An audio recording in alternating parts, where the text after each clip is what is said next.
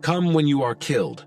This winged phrase, usually jokingly addressed to citizens on behalf of law enforcement agencies, unfortunately, even in today's Russia, in many cases, very accurately reflects the attitude of the state apparatus to citizens, their rights, including their right to protect themselves and their loved ones from criminal encroachments. The story of Vera Pekteleva from the city of Kemerovo in northern Russia has turned, according to a famous figurative expression, into a cruel reality when no one helped a person who had been begging for help for several hours. But let's not hurry and speak in riddles, but tell the story from the beginning, and perhaps we can understand why in our modern world, indifference is the worst sin. Vera Pekteleva was born on September 24, 1997, in the city of Kiselevsk, Kemerovo region. She studied at the Lyceum, where she periodically participated in regional and city events, and once took first place in the festival Rainbow. The girl was very artistic, loved to dance, and was also engaged in the vocal group Kiselevskie Avoski. Her parents loved their daughter, sincerely rejoicing at her success in music. Naturally, when Vera graduated from school, her mother Oksana thought that her daughter would enter the University of Culture because she had every chance for a successful career. But her daughter unexpectedly changed her decision, giving her documents to the Kuzbas State Technical University of Kemerovo. Vera became a student of the Faculty of Economic Security. She studied very well and dreamed of a career in the department for combating economic crimes. Vera's parents divorced when she was still young, but relations with her father, Eugene, remained warm. Vera often came to visit his new family and even spent vacations there. She was welcome in her father's new family. They went on vacation together and made plans for the future. The girl had an example of two families where everyone treated each other with respect, as it should be between relatives. One day in the company, she met Vlad Kanyus, who seemed to her a very handsome young man. He was cheerful and courteous. Vladislav and Vera began to meet in 2017. The parents of young people lived in the same house in Kiselevsk in the Kemerovo region and had known each other for a long time. Vera's parents, like all local residents, knew that Vladislav was left without a family early. First, his mother went to build a new life with another man, leaving her young son in the care of his father. Then Vlad's father committed a crime, and after the trial committed suicide by shooting himself with a shotgun in front of his son. Death was terrible, and this episode, in which Vlad became an unwilling witness, forever left an imprint in his consciousness. The life of the guy was not easy, and purely humanly, he was pitied by many people, but his parents wanted for their Vera a completely different fate. Vladislav was a young man with a complex character and especially high goals in life did not set, which very saddened the parents of successful Vera. The family discouraged their daughter from meeting with this young man, believing that from a young man brought up in a dysfunctional family, good things should not be expected. But the student in love did not see any threats, continuing her relationship with Vladislav. By the way, few people guessed about them. In her Instagram account, Vera did not exhibit joint photos. Even not all close friends were aware of the romantic part of her biography. The couple spent time together at house parties, in hookah shops, entertainment venues. From time to time, Vlad posted joint romantic photos in his social networks. A friend of Vera, Kira Egorova, recalled that Vera and Vlad repeatedly quarreled, but then reconciled as if nothing had happened. Parents expected that their relationship would come to naught, but the daughter did not stop communicating, but only stopped sharing personal things with them. Vlad stopped coming together with her to family holidays and make common photos. Vera began to hide this relationship so as not to make her parents worry and listen to long speeches about the fact that Vlad is not suitable for her. But the parents were adamant because they were sure that Vlad did not love Vera but used her. They believed that he used her because he saw in her an opportunity to organize his life, because she had good prospects for the future. Parents planned to help the only daughter with an apartment and future work. And indeed, in the girl's life, everything was going well, which could not be said about her boyfriend. He dropped out of school after 9th grade and did not want to study anymore. He was also reluctant to work, interrupting small earnings from acquaintances. Even a room in the dormitory where Vera and Vlad lived for about a year paid Vera.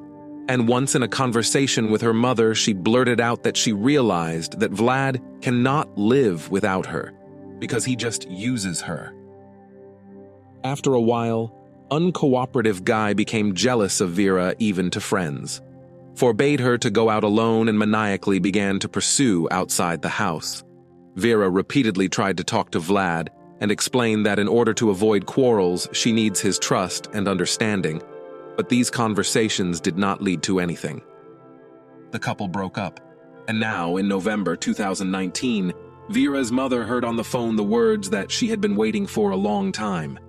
Vera informed her that she and Vlad were parting. The woman breathed a sigh of relief. Did her daughter take off the rose-colored glasses through which she looked at this man? And after a little more than 3 years, the couple finally parted. Vera moved to another dormitory. According to Marina Tokareva, a close friend of Vera, she never complained about Vlad, but recently admitted that they began to quarrel more often and sometimes came to the hand-to-hand. In a frank conversation with her mother, Vera described the details of their relationship, from which her mother concluded that the young man was manipulating her. On January 13, 2020, 23-year-old Vera Pektelova decided to finally break off her relationship with Vladislav Kanyus. Around 6 p.m., she came to Vladislav's apartment, located at 28 Leningradsky Prospect, to collect her things and finally put a stop to this relationship. Vera really planned to pack her things, but Vlad was not going to let her go. He arranged a romantic dinner, beautifully set the table. At first, they just talked and drank alcohol. Vera drank just a little bit, but Vlad drank one shot after another. When Vera realized that the quiet conversation was turning into a drunken debauch, she was about to leave. Vlad spoke in a high-pitched tone, sometimes even shouting, accusing Vera of cheating on him. He called her foul words and repeated over and over again that he knew she had another boyfriend. Throughout the evening, Vera kept in touch with her friend, periodically sending her voice messages to update her on the progress of the case. Vlad also sent voice messages from her number asking Vera's friend not to wait for her and not to come so that he could deal with his friend on his own. When the messages from Vera stopped coming, her friend did not suspect anything wrong, as she had repeatedly witnessed the reconciliation of the couple. From Vladislav Kanyus's interview, when I started talking to her about our relationship, suggested that she get back together, and also told her that I knew that she was communicating with another kid, a conflict started between us. She didn't like it. After that, she began to insult me in a foul language. At the same time, she began to hit me. Namely, she gave me at least 5 blows with her foot in the groin area and at least 8 blows with the palm of her hand on my face. I felt no pain from the blows. However, when she kicked me between my legs, I felt physical pain. That is, Vera started hitting me first. It made me angry. Specifically, it made me angry that she denied the fact that she was dating another guy. In the early morning of January 14, 2020, the residents of Building 28 were awakened by a woman's screams from an apartment on the 7th floor. Neighbors of Vladislav Kanyus sounded the alarm when the noise from behind the walls began to be heard, which turned into desperate cries for help. Concerned residents of the building began to call the police, but the law enforcement agencies explained to them that there were no available teams at the moment. Calls to the emergency service and the front office were received for more than 1 hour, and the employees themselves could hear the victims' frantic screams in the background, but still did not hurry to send help to the scene. Time passed, and the screaming did not stop. Residents from other floors also came forward. Many also called the emergency services, begging them to send a squad as soon as possible. The woman dispatcher assured me that she had long ago passed the information to the Lenin Department of the Ministry of Internal Affairs and that the police were on their way. But this was not the case. After a couple hours, the screams died down. A loud male voice outside the door said clearly, "Vera, I'm sorry. I love you very much." In the end, the neighbors took up the cause and broke down the door, but it was too late.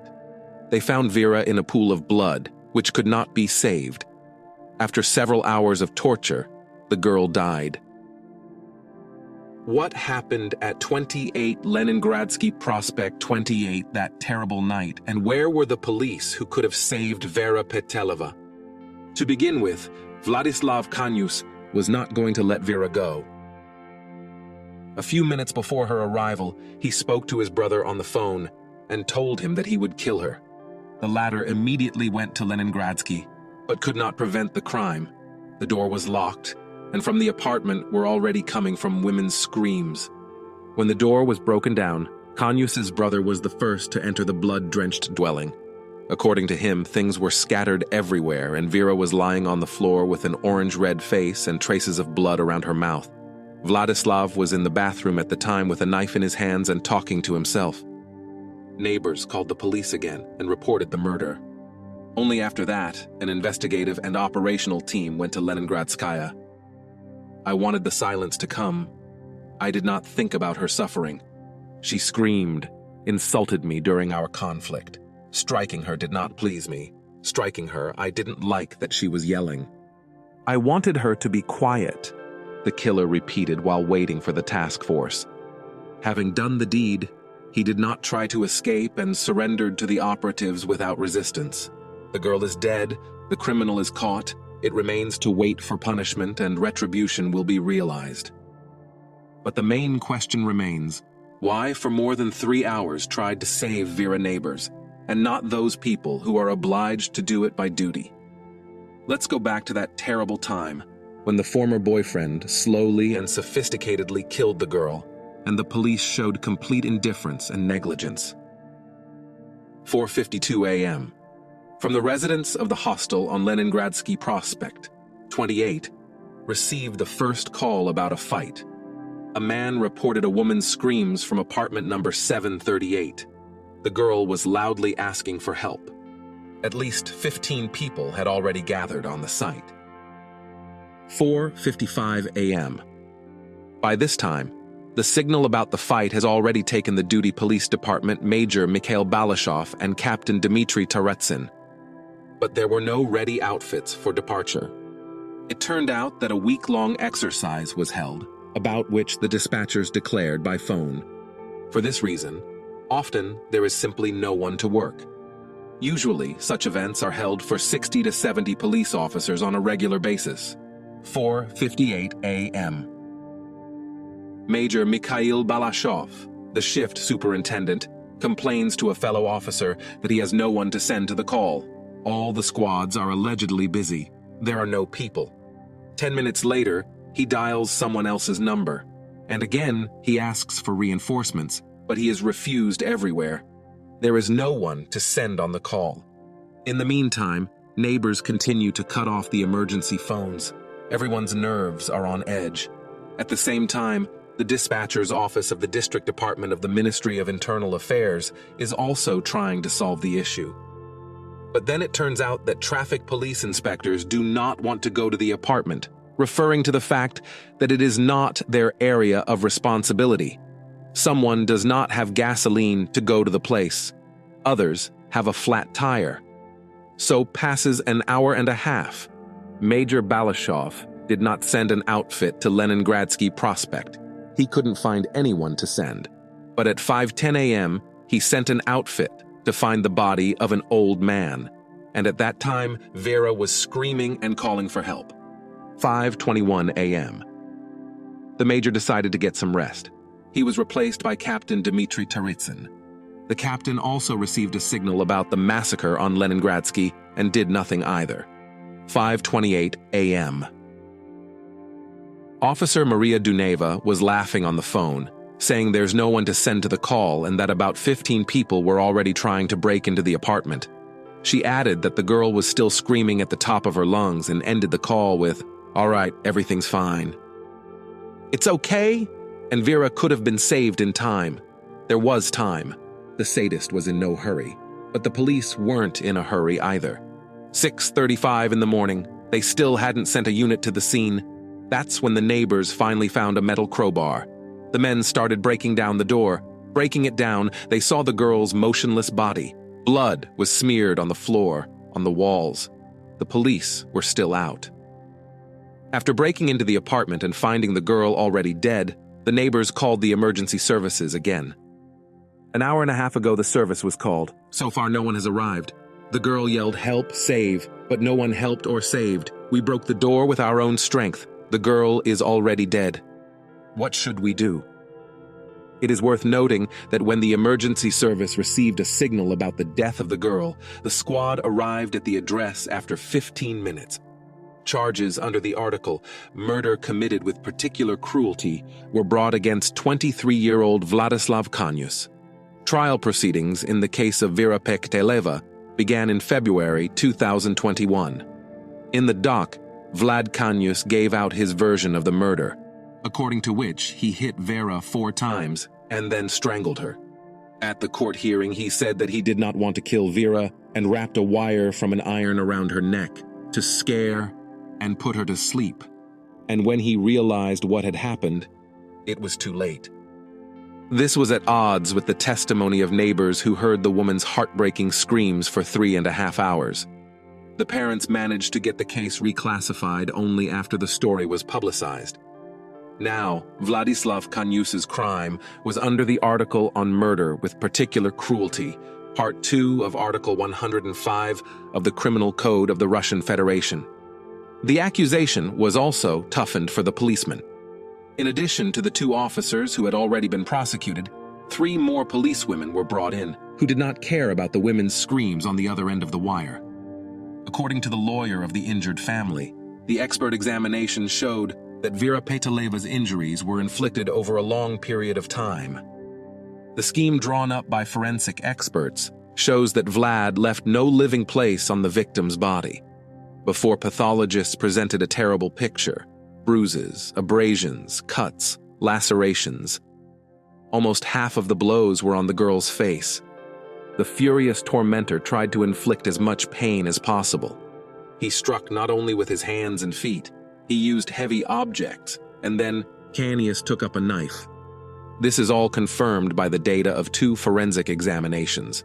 It is established that Kanyus, having cut Vera's body twice with a knife, decided to take another knife, a sharper one, and he used it to inflict 5 more wounds. No, he didn't want to kill Vera all at once. He deliberately prolonged the pleasure. It took hours of makeup to prepare Vera for the funeral. The deceased was wearing a throat-covered dress, but even all this did not help to hide the consequences of brutal abuse. A month later, the investigative committee opened another criminal case against Mikhail Balashov, head of the duty shift of the Leninsky Police Department, and Dmitry Taritsin, senior operational duty officer. They were charged under Article 293 of the Criminal Code, negligence. According to the investigative committee's version, having received a report that a girl was calling for help loudly in the apartment of a house on Leningradskaya Street, they did not send a squad there. Balashov and Taritsin refused to cooperate with the investigation and did not admit guilt. According to them, when the call came from Leningradskoye, the department's investigative team was at a different address, where they had earlier found a man's corpse. Also, police officers pointed to problems with fuel. For example, gasoline in one of the cars of the immediate response team ran out at 3 in the morning, while the reports from Leningradskaya came after 4 in the morning. The fate of the police officers who did not react to the series of alarm signals remained in question for a long time. At the beginning of March 2021, they were still not suspended from service and continued to work in law enforcement. It is known that the officers denied guilt and refused to cooperate with the investigation. However, the case received a public outcry, and human rights activists sought to ensure that the perpetrators were punished according to their actions. In July 2022, the Kemerovo court announced the sentence of the criminal. Vladislav Kanyus received 17 years of imprisonment, instead of the 23 years requested by the prosecutor's office, to be served in a strict regime colony. In addition, Compensation to Vera's parents in the amount of 1.5 million rubles was imposed. Vera's parents were sure that the case was investigated under the article "Murder Committed with Particular Cruelty." But when the case file was submitted to the court, it became known that the article was reclassified to a more lenient one, which came as a big surprise to them. There were no official explanations for this, but in an informal conversation, one of the prosecutor's office employees said that for the article "Special Cruelty," there should be at least 100 stab wounds on the victim's body.